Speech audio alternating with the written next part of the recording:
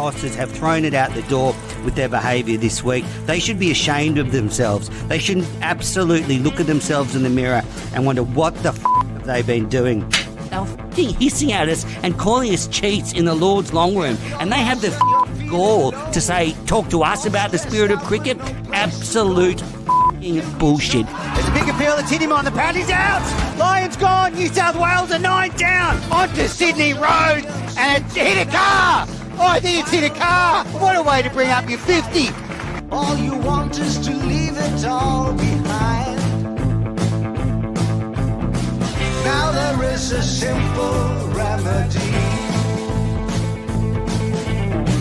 to stay fit for all eternity.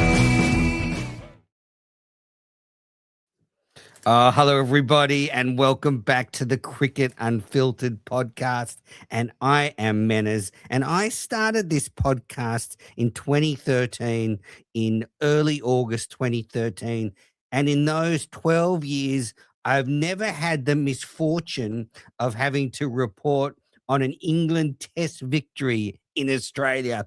Well, that golden run is over because England have pulled off a miracle victory in Australia. For the first time in almost 15 years, they have won a test. So it's the second day of the Boxing Day test and it's all over. I can't believe it. We've had two-day test matches to start this Ashes series, or in this Ashes series. Unbelievable. It's disappointing. It's terrible. This pitch is a disgrace, and I'm going to talk about all that. But firstly, on this England win, I would say this England win is slightly significant in the fact that they were able to break that duck, but it is ultimately meaningless. They have won a dead rubber, so they've broken the duck on a match that means nothing. Add to that, this might be the worst pitch in Australian Test cricket history. So they've won a crapshoot, basically. They got really lucky. And look, they played well. I'm not taking away. They bowled well today. They're batting well. Duckett and Crawley got them off to a good start. So fair play. They outplayed Australia. But this game is pretty meaningless. And what a dud for this English touring side. I mean, they've come here and now you're 4 tests into the series and they've decided to start playing a bit of cricket. And then the only way they're able to do that is on a pitch that suits sort of baseball, because basically when you're chasing 175 on an absolute minefield, like we saw, the best thing you can do is go out there and bash away and try and get there. And they did. So they won by 4 wickets. So it was a close game. Steve Smith said afterwards, had they had another 50 or 60 runs across both innings, they probably could have won it. And so there was some pretty forgettable batting from Australia today. But yes, definitely, if Australia just could have got over 200, the result could be dramatically different. So, and what annoyed me as well is I don't want this win to paper over the cracks at what a shit show this tour has been, because Ben Stokes said afterwards at the presentation, this is good that we're the team. Or he said something about, I'm glad we could be the team to win the first test match here in such a long time. But they don't deserve it. I mean, they were so bad in those first 3 test matches. They don't deserve to be talking like that.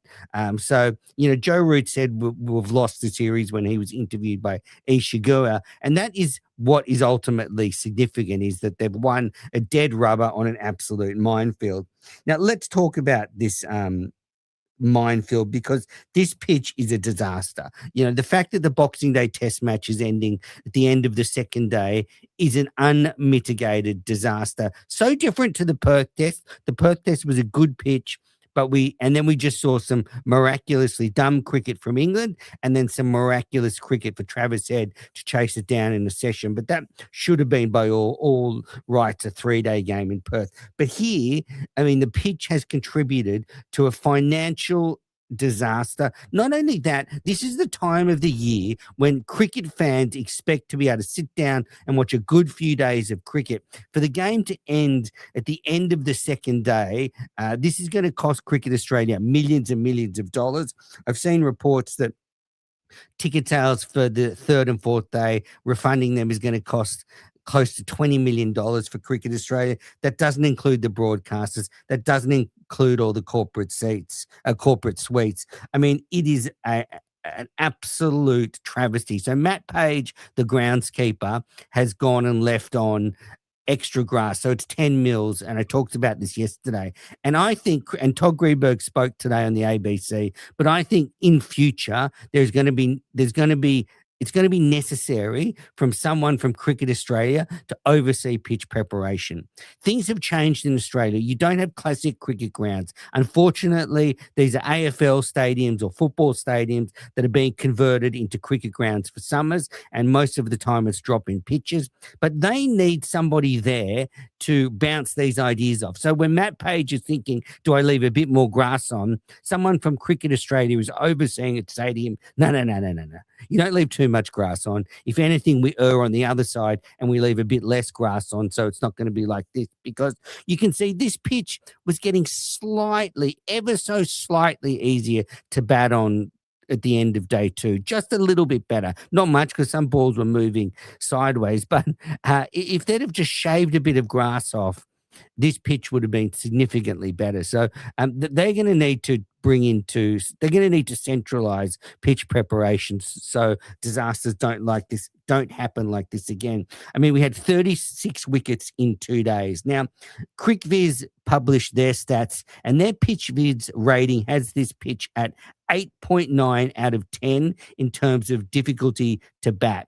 And this is the highest for any test match in Australia in the ball tracking era, which is 2006. So I said it was the worst test pitch ever. You can argue with me all you want, but then the proof is in the pudding. It is definitely the worst test pitch since 2006. Remember, what that does is that brings the two sides closer together. So this gives a shitty team like England a puncher's chance. So I know Australia wants to produce entertaining cricket that assists our fast bowlers, but this backfired, a bit like when India produced raging turners. Australia's 2 innings lasted just 79.5 overs. Now, even if you take into account some bad batting, that's still the quickest Australia have been bowled out in a test since 1928. Yesterday was the first time since 1909 20 wickets fell on the first day of an Ashes test. It's the first time in Australia that 20 wickets have fallen on the first day of a test since the 1950s. The number of deliveries for both first innings was the 6th lowest ever in test history. I mean, the stats back up. This pitch was terrible. And when you put the two things together, which is the way England bats, which is to go at the ball. So they were bowled out in lightning pace yesterday. And today, Australia, I think a lot of their batters took the approach that they had to be aggressive to keep the scoreboard moving, and it backfired for them. But, Todd Greenberg said today on SEN, it's not hard to get more involved when you see the impact on the sport, particularly commercially. And I agree. This is going to cost too much money for Cricket Australia. And Cricket Australia, if money is sucked out of them, this affects the grassroots. This affects all elements of the game. We are talking tens of millions being pulled out of the game after what happened. So they're going to have to put together a pitch preparation committee or somebody so that this doesn't happen again. And I'm afraid this test, and I think Gerard Whateley said this test will be looked at in infamy in years to come. And I think it will be, because this has gone just horribly wrong for the groundskeepers. And, I was saying at the top of the show, it's a pretty meaningless win for England. And I think it is. It's a hollow win. But it is significant in terms of breaking this long drought. And it does give those fans something, because there are, how many English people have turned up at the MCG to watch this test match? 20,000, 30,000, and there's going to be no more cricket after day 2. I had that happen in Perth where there was a 2-day test, but for that happened twice in a series, and this time due to poor pitch preparation, it just can't happen again. This is the biggest the cricket event on the Australian calendar, and the conditions weren't up to scratch. Now, I'm sorry, but that's fucked. And the SCG has been guilty of this in the past. And, I think it's time for Cricket Australia to step in now and work harder and making pitches better. And We've had a lot of short test matches in the last few years. I agree. You need healthy competition between bat and ball. But we saw at the Adelaide Oval, a bit of life early, flattens out, and we got into the fifth day. So, England win a 2-day test by 4 wickets. Let's go through some of the action from today, because it was punctuated by Australia starting at none for 4 and then being bowled out for 132. That set England 175, which they got at 6 down. Incidentally, that 175 was the same target that Australia was set in the 98-99 test that they lost by 13 runs. Anyway, Australia started the day none for 4. Scott Boland, the new opening batter, and he did pretty well. He got through the first little half an hour almost, and eventually he was out for 6, and that had Australia 1 for 22. He took up 20-odd minutes, and Head started pretty well, and he kept the scoreboard moving, but that brought Jake Weatherall to the crease, and he was out, leaving one from Stokes around the wicket. He was bowled, and that had Australia at 2 for 40. Then Marnus came to the crease, and he was hitting the glove a couple of times, and then he was caught at slip by Joe Root, and he seemed to think the ball bounced, but it definitely didn't bounce. It went straight into Joe Root's fingers and seemed to bounce up, and that had Australia 3 for 61. And look, at 3 for 61, we probably should have made more than 132. We need to get that score, up around 170, 180, close to 200, and then that target's unachievable for England. But then, our real ray of hope for getting a good target was Head. He was bowled by 46 off Cass, and a good day for Cass. He ended up taking 4 for 34 in Australia's second innings and the best of their bowlers. And he's been all over the shop in this series, but he actually put the ball in the right areas today most of the time. So when Head was bowled by Cass, a good ball, actually. It was over the wicket, seamed away, knocked his off stump, absolute ripper. Australia was 4 for 82.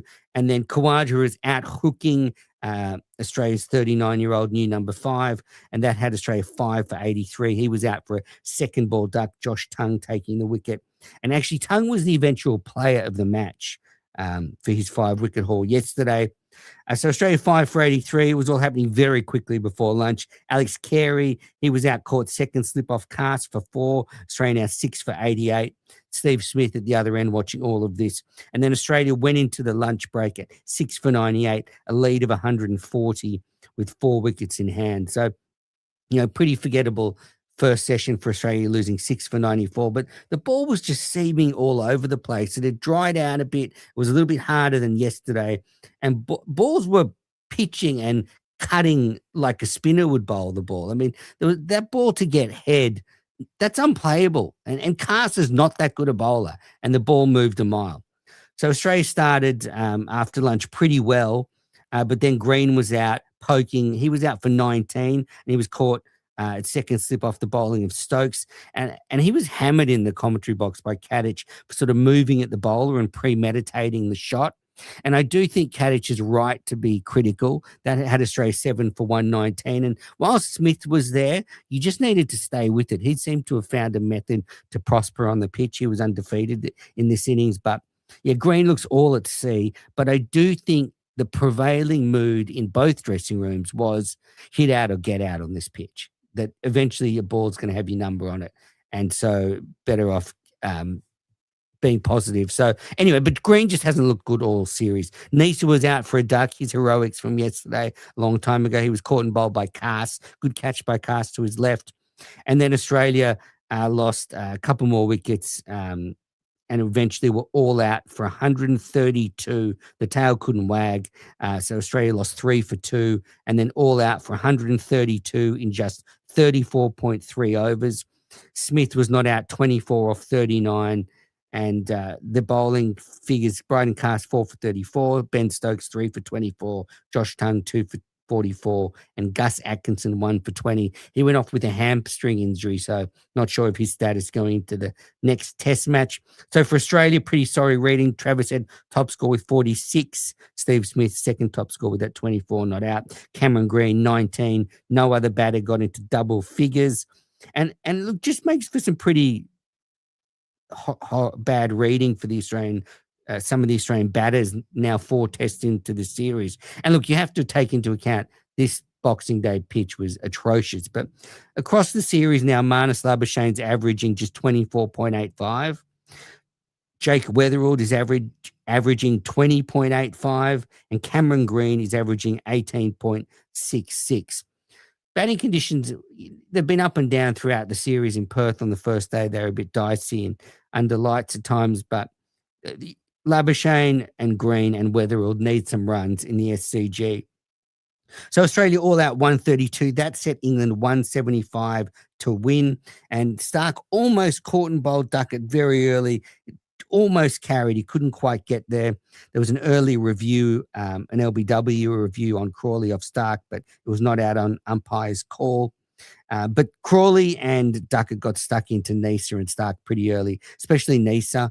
I think Australia erred in not starting with Scott Boland. I think you needed to give the new ball to Scotty Boland. I know Neser has been very good this series, but I just felt Boland with the new ball might have been able to do something special. Australia needed early wickets and they didn't get it. Duckett, the chief destroyer, getting to 34 off 26 before he was bowled by Stark. In the process, brought up his 3,000th test run. And as I said, they just got out of the blocks quickly. They were charging at Neser's length, and it just didn't help. But the surprises kept coming because Cast came out at number 3.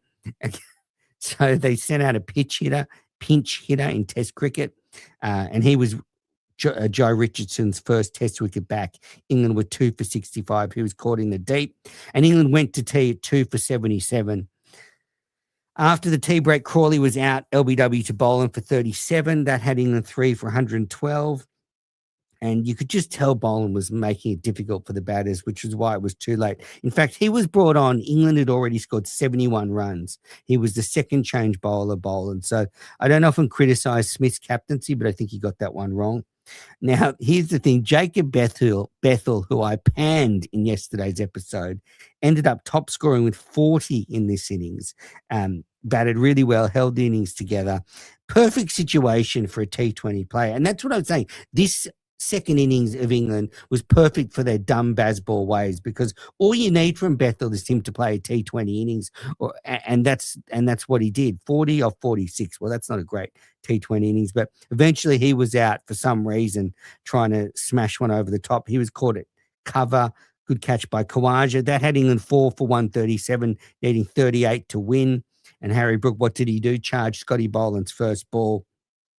But from there, it seemed that like England had done all the hard work. And look, they lost Root with 17 to go. Then they lost Stokes with about 10 to go. But in the end, they got there with 6 wickets down. Top score, as I said, Jacob Bethel 40, Duckett that 34, Crawley 37, Harry Brook 18 not out.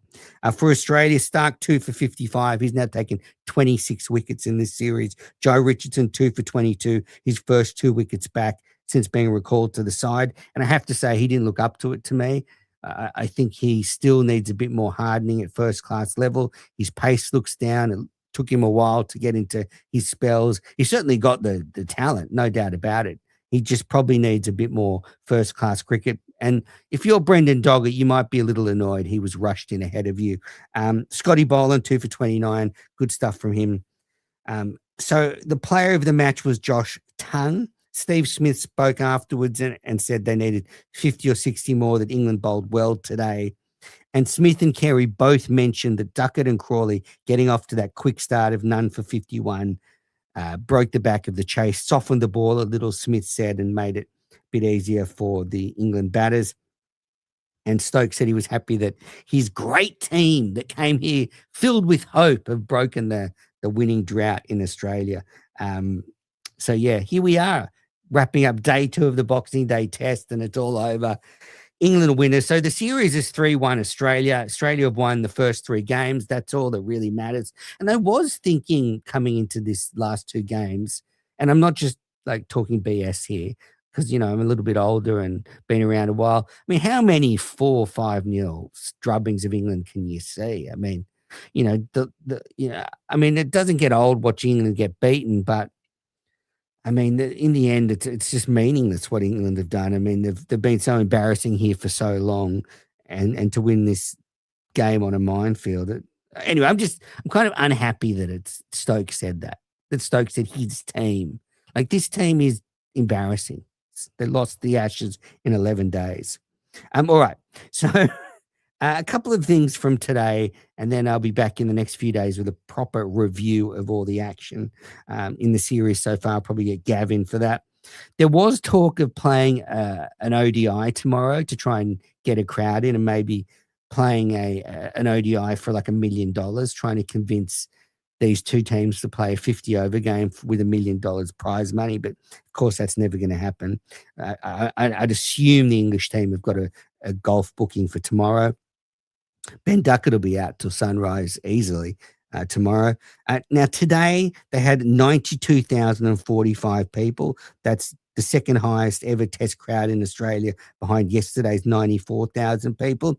And that just underlines what a real shame it is that this pitch was so unsatisfactory and has ruined what should be a celebration of the game. We saw the records that were broken last year when India were here. Matt Page got it right last year, but he's fucked it up this year for all of us. What are we going to do the next 3 days? I don't know. What are we going to do? And you look at the TV ratings again, just underlines what I was saying about how important this game is for people to watch cricket here. Almost 2 million people watched the final session of Boxing Day, the test yesterday on Boxing Day. Almost 2 million people, a national audience, and then 1 million stayed on for the BBL. So straight away you lose that flow in from the test match to the BBL for the next few days. And yesterday was a huge success. All 3 games saw record crowds. So we had the Boxing Day test match record, then the most ever at a Boxing Day BBL game at the SCG, the Six Stars, and then the Perth Scorchers got a record crowd there for the Boxing Day. So yesterday was a huge celebration of the game, and it's just incredibly sad that it's ended today on the second day, the test match. That's it. That's it for the Boxing Day test. And you know what? The Sydney test doesn't start till the 4th of January. So at the peak time when everybody's off, at home, time off work, wanting to watch cricket, there's nothing now to the 4th of January in terms of test match cricket. That's a week. It starts tomorrow week. So a real shame. But some good news. Okay, good news to end it, because good news England fans will have enjoyed the beginning, but good news for all fans. The Todd Greenberg. Now, I said in an earlier podcast on Christmas Day that it seems like playing a game on Christmas Day is off the table. Thank God Todd Greenberg has given me some good news today on SEN. He said that there is a live discussion going on for a Christmas Day BBL game, and basically inferred that it will happen. So my long-running battle to have Christmas Day cricket will finally be over. And Todd Greenberg talked about making it a real event, making like similar to what the Anzac Day rugby league game is, making the Christmas Day BBL game the same. So that's some good news. On a day where, the bad guys, the villains have won a game of cricket, when the pitch has been put under the microscope, well, at least perhaps maybe next year, as soon as next year, we'll get a Christmas Day game of cricket. And they need it. After the money that has gone out of the game for this test match alone, they will need to try and make some money back. All right, well, that is the Cricket Unfiltered podcast. That is my wrap of day 2 of the Boxing Day test match. England spectacularly win the 4th test by 4 wickets. Australia started the day none for 4, all out for 132. England set 175, did it. They did it 6 down, so it was an exciting finish. But in the end, these mighty Bazballers got a fucking meaningless, insignificant win after the Ashes were coughed up. Remember, rate and review the show on your favorite podcast app. Now be a time to get the Moral Victory t-shirt that is in the Cricket Unfiltered merchandise store. And I'll be back in the next couple of days to discuss all the news and fallout from this test match.